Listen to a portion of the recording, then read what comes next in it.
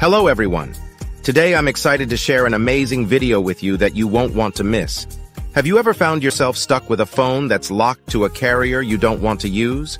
If so, don't worry because in this video, I'll show you how to unlock your phone from any carrier using a completely free method.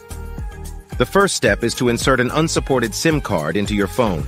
This simply means using a SIM card from a carrier that is different from your original one. Once you power up your phone, you'll receive a message asking for an unlock code. All you have to do is enter the unlock code, and boom!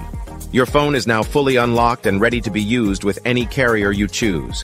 To get a free carrier unlock code, simply visit useanysim.com and follow the easy-to-follow instructions provided.